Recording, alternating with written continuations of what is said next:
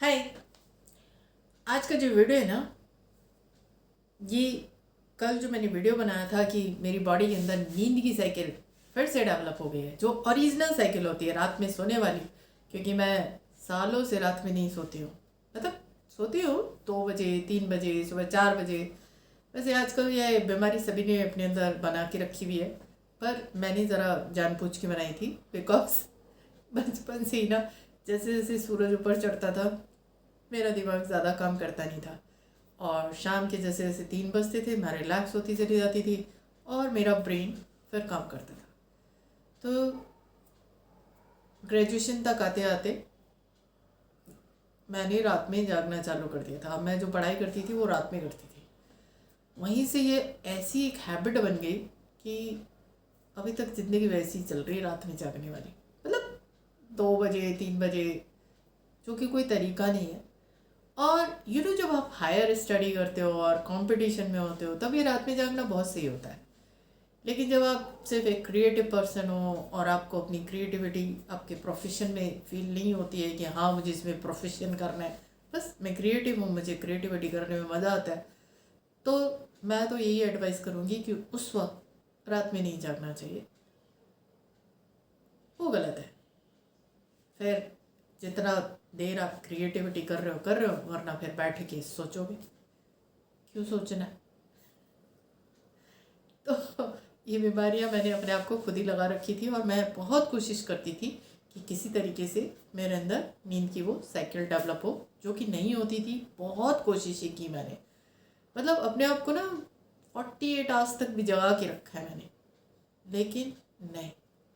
अगर मैं 48 आवर्स थक गई हूँ और फिर मैं रात को 9 बजे 10 बजे सो गई हूँ, तो अगले दिन मैं फिर मेरी बॉडी उसी तरीके से चलेगी। मतलब कभी कभी तो मुझे ऐसे लगता था कि मुझे अब हिंदुस्तान में नहीं रहना चाहिए, अमेरिका चले जाना चाहिए। वहीं जा कर के मेरी बॉडी जो है रात को सोएगी, क्योंकि जब यहाँ दिन होता है वहाँ पे रात होती है। पर ऐसा नहीं है कि हम लोगों ने आदतें बनाई है उसकी वजह से ऐसा होता है। नहीं, बॉडी में कुछ न्यूट्रिशंस की, मिनरल्स की, विटामिन्स की डेफिशिएंसी भी आपकी नींद की साइकिल को ख़राब करती है। और आज मैं उसी को शेयर करने वाली हूँ कि ये देखो अचानक से क्या चेंज आया। हुआ ये कि 2018 में विटामिन D3 की डेफिशिएंसी मेरे अंदर आई। मिनिमम 30 होना चाहिए, मेरा 11 था। एंड जब ये डायग्नोज हुई तो मुझे काफ़ी सारे इंजेक्शन्स भी लगे विटामिन D3 के, विटामिन और भी विटामिन के एंड कैल्शियम के।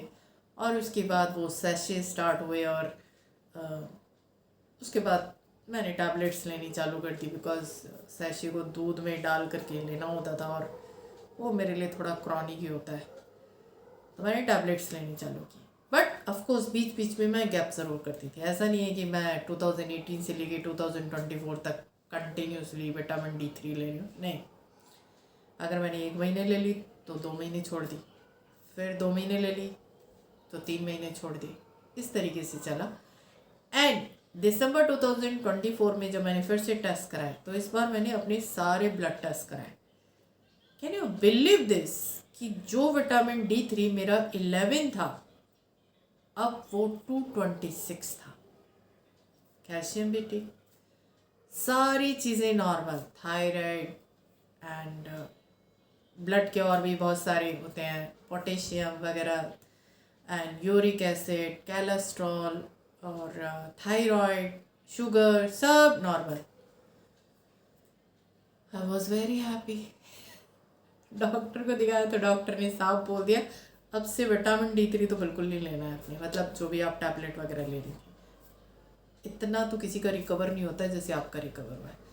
तो मैं बता भी देती हूँ अपने बारे में कि जब तक मुझे कुछ नहीं पता तब तक नहीं पता। अगर मुझे पता चल जाए कि ये डेफिशिएंसी मेरे अंदर आ रही है या ये प्रॉब्लम मेरे अंदर आ रही है, मैं उसको कभी कैरी करना पसंद नहीं करती। यकीन जानो, अगर मैं डॉक्टर होती तो मुझे ज़िंदगी में कोई डेफिशिएंसी भी नहीं होती और मेरे को कोई बीमारी भी नहीं होती, क्योंकि मैं उस सब्जेक्ट की पारंगत होती। बट ऑफकोर्स जिन चीज़ों के बारे में नहीं पता तो नहीं पता, जैसे अब मैं आगे की कहानी सुनाऊंगी। अब विटामिन D3 रिकवर हो गया, कैल्शियम भी ठीक है, बाकी सारी चीज़ें भी ठीक है। बट टेस्टिंग कब कराई थी मैंने? दिसंबर 2024 में।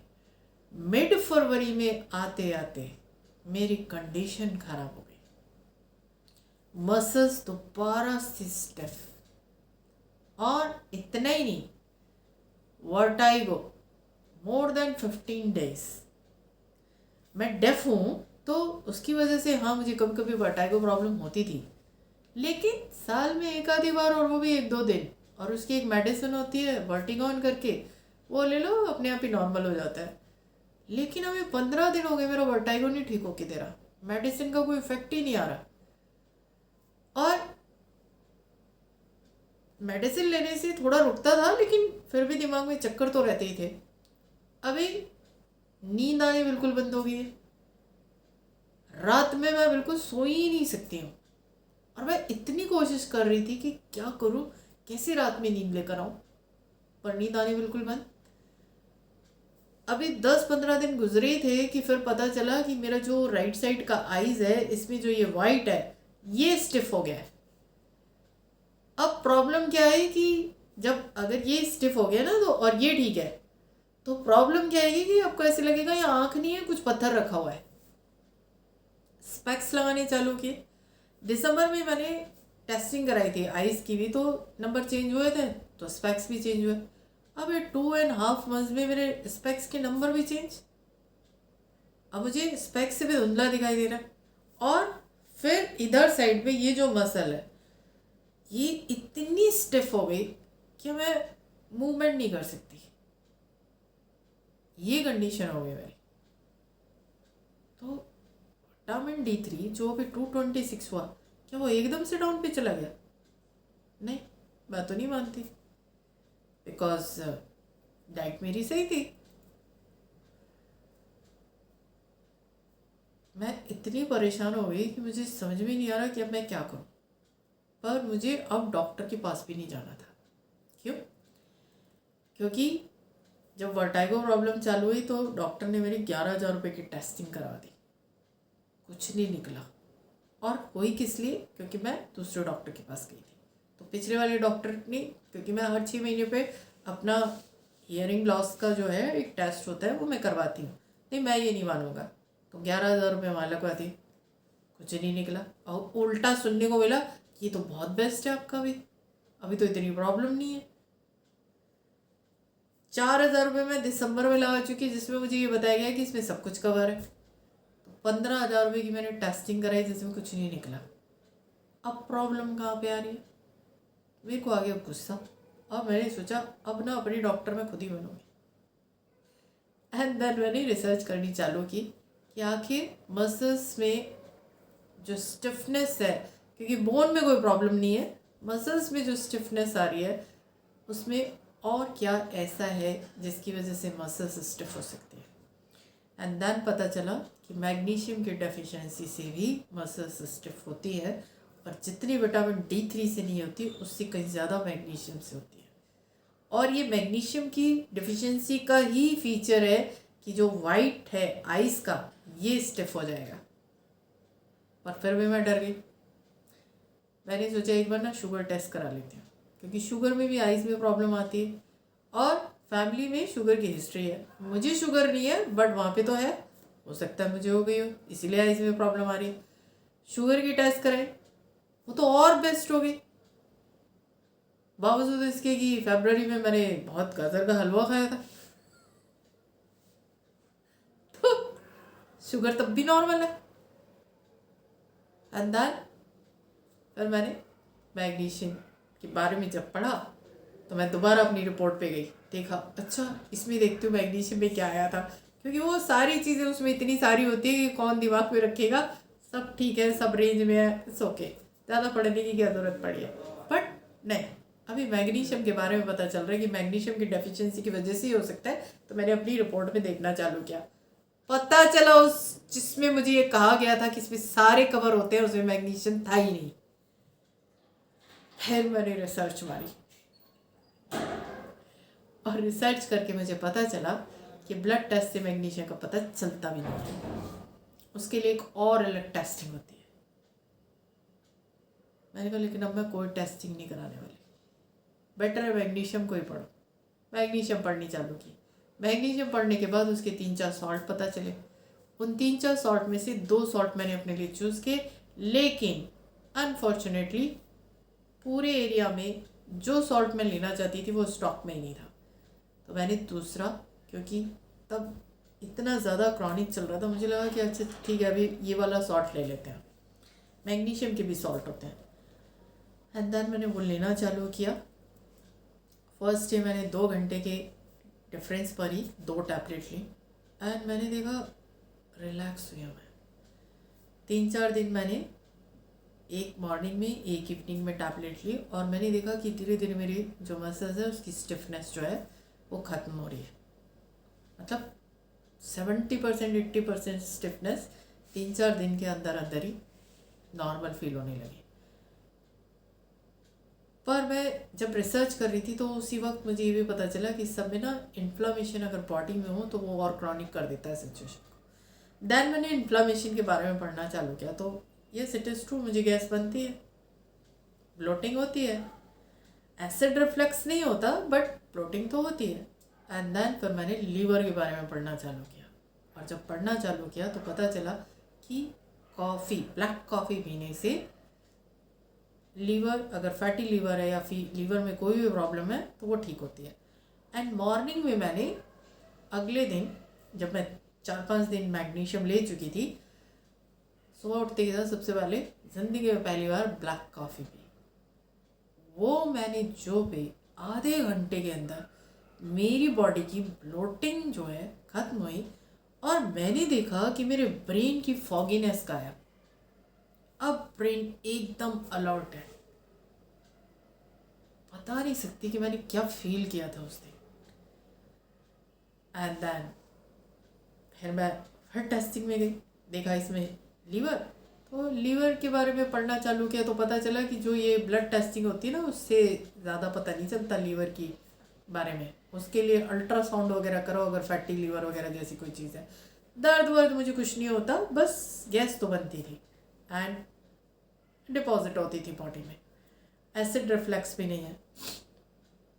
देन मैंने ब्लैक कॉफ़ी लेनी चालू की और मैंने फिर और रिसर्च की। अब मैं एक ही कप सुबह उठती थी तभी पीती थी, अदरवाइज़ मैं ऐसे लेती नहीं हूँ। क्योंकि ये भी एक प्रॉब्लम थी कि अब से कुछ टाइम पहले तक मेरा एक होम्योपैथिक ट्रीटमेंट चलता था तो उसमें ना कॉफ़ी पीना मना होता है, तो मैंने कई सालों से कॉफ़ी नहीं पी। बट अब जब मैंने पी तो मैंने देखा कि मेरी बॉडी में एकदम ब्लोटिंग होना बंद हो गया है। मैग्नीशियम से मेरी जब स्टिफनेस है वो चली गई है। और फिर उसके बाद मैंने और रिसर्च की, तब पता चला बॉर्नविले डार्क चॉकलेट के बारे में कि डार्क चॉकलेट लो तो इससे ब्रेन के फंक्शंस और नॉर्मल होते हैं। एंड फाइनली मेरे एरिया में सिर्फ ये 70% डार्क चॉकलेट ही मिली, 99% भी आती है अमूल में, बट ये बॉर्नविले की डार्क चॉकलेट है जो 70% है। कड़वापन होता है पर मैं तो 99% वाली भी ले सकती हूँ क्योंकि मुझे ना मेरा ब्रेन पसंद है, टेस्ट अपनी जगह पर है। तो 99 पे तो वो बहुत कड़वी होती होगी, वो तो अभी तक मैंने खाई नहीं है क्योंकि हमारे एरिया में वो मिलती नहीं है। लेकर तो आऊँगी, ज़रा देखूँगी कि 99 का भी क्या इफ़ेक्ट आता है। बट रिसर्च मारने पर ये पता चला कि 70% भी काफ़ी इफेक्टेड होती है। एंड मैं आपको बता देती हूँ कि कॉफ़ी से भी ज़्यादा बेस्ट डार्क चॉकलेट है। जो मैंने डार्क चॉकलेट लेना चालू किया है, मैं आपको बता ही नहीं सकती ब्रेन की क्या अलर्टनेस है। ब्रेन की फॉगीनेस चली गई, बॉडी में ब्लोटिंग होना बंद हो गया और डार्क चॉकलेट एंड कॉफ़ी दोनों मिलकर इन्फ्लामेशन को नॉर्मल कर देती है। ख़त्म हो गया ये तो मैं नहीं कहूँगी, लेकिन काफ़ी नॉर्मल हो गया। एंड अपने आप ही मेरा ब्रेन सोना चालू हो गया रात में। मैग्नीशियम कल रात मैंने नहीं ली, लेकिन कल जो मैंने वीडियो बनाया था वो मुझे इतनी नींद में थी मैग्नीशियम ना लेने के बावजूद भी। कल पूरे 24 आवर्स मैंने मैग्नीशियम नहीं ली थी। और मैं ये भी बता देती हूँ कि ब्लैक कॉफ़ी भी मैं कम ही पीती हूँ। मैंने जो ज़्यादा कंज्यूम की है वो डार्क चॉकलेट की है। ये मेरा पिछले 10 दिन में तीसरा पैकेट है। तो मैंने डार्क चॉकलेट को ज़्यादा कंज्यूम किया है। खाने में अच्छी भी लग रही थी, चॉकलेट है। तो उससे मेरे ब्रेन की फॉगीनेस चली गई, बॉडी की टायर्डनेस चली गई, इन्फ्लामेशन कंट्रोल में आ रहा है, और मैं रात में सोने लग गई हूँ। मेरी आइज़ में जो टाइटनेस थी वो ख़त्म है, मेरा वर्टाइगो प्रॉब्लम नॉर्मल हो गया है, एंड इतनी सारी चीज़ें केवल इन चीज़ों से ठीक हो रही है। पर ऑब्वियस है मैं अब यहाँ से अपनी डाइट को और चेंज करने वाली हूँ और इम्प्रूव करने वाली हूँ, एंड विद इन 3 months देखती हूँ कि क्या रिजल्ट आएंगे। तो मेरा अपना अनुभव यही कहता है कि ऑफकोर्स डॉक्टर्स के पास जाना ही चाहिए, मैं इससे मना नहीं करूँगी, टेस्ट भी कराने चाहिए, बट आज का टाइम पीरियड मुझे ऐसा लगता है कि डॉक्टर भी ना आपको लंबे टाइम पीरियड तक अपना पेशेंट बना के रखते हैं। मतलब मैं तो कितने टाइम से बोल ही रही हूँ कि स्टिफनेस है, बॉडी में स्टिफनेस है, तो सीधे बोल देते यार एक मैग्नीशियम की टेस्टिंग करा लो या मैग्नीशियम लेके देख लो। किसी डॉक्टर ने नहीं बताया मुझे, मैंने खुद ही सर्च मारी है, और यकीन जानो मैं डॉक्टर्स की कहने से डायग्नोज हो जाता है, फिर उसके बाद मैं अपनी बॉडी को खुद ही ऑब्जर्व करके अपने टेस्ट भी फिर रेगुलर बेसिस पे करवा ही लेती हूँ, और अपनी जो विटामिन्स वगैरह है मैं खुद ही देखती हूँ। तो इंडिया में मुझे इस बात का एक वो तो रहता ही है कि अवेयरनेस बहुत कम है लोगों को टेस्टिंग वगैरह की, और मुझे खुद ही अब पता चल रहा है कि देखो मैग्नीशियम इसमें कवर नहीं होता है, उसकी भी एक टेस्टिंग अलग से होती है। तो कुछ चीज़ें हैं जो पता होनी चाहिए। और मैं ये भी बता देती हूँ कि एक बार मैं रिकवर करूँगी, जैसे विटामिन D3 रिकवर किया है मैंने, तो अब मैं विटामिन D3 नहीं लेती हूँ, बट मशरूम कंज्यूम करती हूँ, क्योंकि विटामिन D3 मशरूम में होता है। सनलाइट लेती हूँ। तो उस तरीके से जब ये सारी चीज़ें रिकवर हो जाती हैं तो आपको अपने नॉर्मल रूटीन में आ जाना चाहिए। तो मैग्नीशियम भी जो उसके मेन सोर्सेज हैं, थोड़ा और टाइम मैं लूँगी, क्योंकि जस्ट मैंने अभी स्टार्ट किया और बीच बीच में मैं अभी भी गैप कर देती हूँ। फिर उसके बाद तो मैं अपने उसी नॉर्मल उस पर आऊँगी, but right now I am feeling well. But of course अभी भी मुझे ऐसे लगता है कि मुझे अपनी इन्फ्लामेशन पे काफ़ी काम करना है, और मैं करूँगी भी, बिकॉज लीवर और गट पर काम कर रही हूँ मैं। एंड अभी तो मैंने जस्ट शेयर किया है कि देखो ज़रा मेरी आइज़ ठीक हो गई, वर्टाइगो प्रॉब्लम चला गया, सालों की मेरी नींद की प्रॉब्लम जो मैं रात में नहीं सोती थी वो ऑटोमेटिकली, सोचो मैग्नीशियम की डेफिशिएंसी की वजह से, या इनमें भी मुझे एग्जैक्टली नाम याद नहीं है, फिनाइल या समथिंग करके इसके अंदर होता है एक, तो उसका इफेक्ट आता है। एंड क्योंकि मुझे ना साइंस पढ़ानी नहीं है लोगों को, ये मेरा काम नहीं है, मेरा जॉब नहीं है, बट मैं जस्ट अपना एक्सपीरियंस शेयर कर रही हूँ। तो उसकी वजह से मेरी बॉडी में से इन्फ्लामेशन ख़त्म हो रहा है। और अगर ये ठीक है अभी तो क्रॉनिक था तो इसलिए मैं कंज्यूम कर रही हूँ, बट धीरे धीरे जब बॉडी नॉर्मल होगी और अपनी जगह पर आएगी तो सोच के देखो ज़रा कितनी छोटी छोटी सी चीज़ें हैं, और इतने सालों से इन्हें क्रॉनिक बना के रख रखा है। डॉक्टर्स को तो पता ही होगा कि इन्फ्लामेशन क्या होता है, मैं तो हमेशा बोलती हूँ मुझे गैस बनती है, पर नहीं बताया, किसी डॉक्टर ने नहीं बताया। चल रही है ज़िंदगी, चल रही है, तो अपने डॉक्टर खुद ही बनो। और मैं नहीं कहूँगी कि पूरी तरीके से इग्नोर कर दो, बट अवेयरनेस होनी चाहिए, बिकॉज अभी जो चीज़ें ठीक हो रही हैं मैं खुद ही कर रही हूँ। और ऐसा नहीं है कि सिर्फ मेडिटेशन में, ऑफकोर्स मेडिटेशन मेरा रहता है, प्रॉपर रहता है, बट ये सारी चीज़ें भी, ब्लैक कॉफ़ी, और मैं एडिक्ट नहीं हो सकती किसी भी चीज़ की, मैं ज़िंदगी में किसी भी चीज़ की एडिक्शन नहीं लेती, बट डाइट को ठीक करने की ज़रूरत है। और अपने आगे के जो वीडियोस मैं आगे चल के बनाऊँगी उसमें बिल्कुल शेयर करूँगी कि डाइट को कैसे ठीक करना है और मैं किस तरह की डाइट ले रही हूँ। मुझे मालूम है 6 मंथ के अंदर मेरे अंदर बहुत सारे चेंजेस आने वाले हैं, स्किन में भी चेंज आ जाएंगे, ब्रेन में तो सबसे ज़्यादा चाहिए, मतलब सब कुछ ना मिले कोई बात नहीं, ब्रेन सही रहना चाहिए, क्योंकि काम करके मज़ा आता है मुझे। तो ये मेरा एक्सपीरियंस था। जिन लोगों को रात में सोने की प्रॉब्लम है, वैसे भी मैं बता देती हूँ कि डार्क चॉकलेट हो या कॉफ़ी हो, ये सोने से 7-8 घंटे पहले तक ही लेनी चाहिए, उसके बाद नहीं लेनी चाहिए। पर मैं अपना बता देती हूँ कि मेरे को तो डार्क चॉकलेट खाने के बाद भी रात में आराम से नींद आ रही थी। मैं ऐसी हूँ। कॉफ़ी मैं बस आधा कप ही कंज्यूम करती हूँ, ज़्यादा नहीं, वो भी मॉर्निंग में। बट अभी मैं बनाऊँगी इसका एक रूटीन, क्योंकि अभी तो जस्ट मैंने टेस्ट कर करके देखे कि इनके इफ़ेक्ट क्या आएंगे। टेस्ट ही समझ लो, देखते हैं आगे चल के क्या होगा। तो फाइनली ये मेरा इन्फ्लामेशन, मैग्नीशियम की डेफिशिएंसी, इन दोनों का एक्सपीरियंस था। और अपने डॉक्टर खुद से बनो। Inflammation is a big problem. Liver को ठीक रखो, और लीवर को ठीक रखने के लिए ब्लैक कॉफ़ी और डार्क चॉकलेट बेस्ट चीज़ है। लेकिन जो भी करो सोच समझ के करो, ऑब्जर्व करके करो, और इन सब की एडिक्शन नहीं होनी चाहिए। तो अभी के लिए बस इतना है। Thank you so much.